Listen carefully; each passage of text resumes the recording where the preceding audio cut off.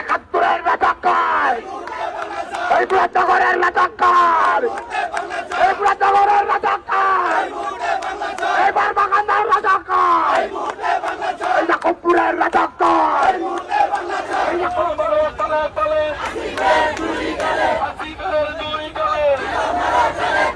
সামনে থাকবি, বাস্তবে কোনোদিন মানুষের সামনে আসতে পারবি না। তুই বুঝোস না তোর বাবা কি করছে আর তুই কি করছিস? বাংলার মানুষ তা জানে, বাংলার মানুষ এখন বুঝে, বাংলার মানুষ এখন বলে তোর অপকর্মের কথাগুলো। তাই আমরা তারা অবাঞ্ছিত ঘোষণা করলাম এই মুরাদনগর থেকে।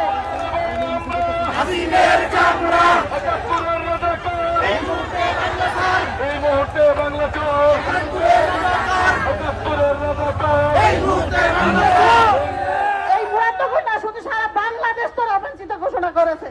তুই জানিস না তোর নামে কয়দিন পর পর কি আসে পত্রিকাতে? তোর শরম লজ্জা কিচ্ছু নাই। মুরাদনগর উপজেলার সর্বস্তরের জনগণ সে আসিফ মাহমুদের বিরুদ্ধে, সে আসিফ মাহমুদের হচ্ছে গুজবের বিরুদ্ধে আজকে মুরাদনগর উপজেলার সর্বস্তরের জনগণ তারা হচ্ছে সে জটিকা মিছিলে বের হয়েছে মুরাদনগর রাজপথে। আপনারা দেখতে পাচ্ছেন সেই মহিলা বিন্দু, সেখানে হচ্ছে মুরাদনগর উপজেলার সকল বিএনপি নেতাকর্মী তারা হচ্ছে সেখানে মিছিল করতে, সে একেবারে হাতে জানুনি আপনি দেখতে পাচ্ছেন সেই মুরাদনগর উপজেলার সদরে।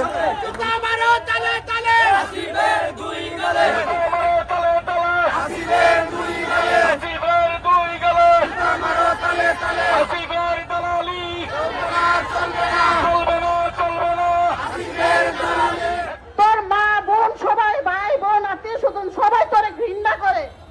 তোর বাপের অপকর্ম আর তোর অপকর্ম মানুষ আজকাল সহ্য করতে আর পারে না। আমার দাদার নামে যে কথা বলে সম্পূর্ণ মিথ্যা, বানাট।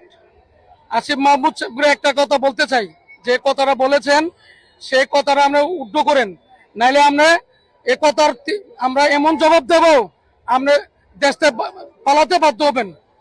আমরা সুষ্ঠু নির্বাচন চাই। দাদা যদি মানুষের জনগণের নেতা হয়ে থাকে, জনগণের সেবা করে থাকে, অবশ্যই তিনি ফাঁস করবেন বিপুল ভোটে। আমরা সে আশা প্রত্যাশা করি। আর মুরাদনগর মাটি মানুষের নেতা, জনগণের নেতা, গরিব দুঃখীদের নেতা দাদা 5 বার নির্বাচিত হয়েছেন, ইনশাল্লাহ এবারও নির্বাচিত হবেন।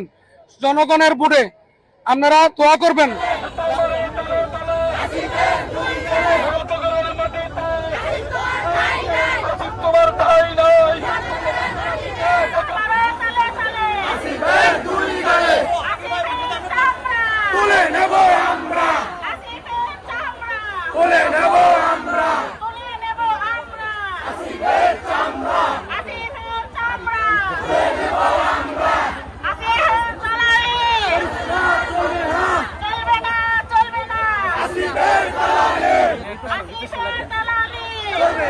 চলবে না।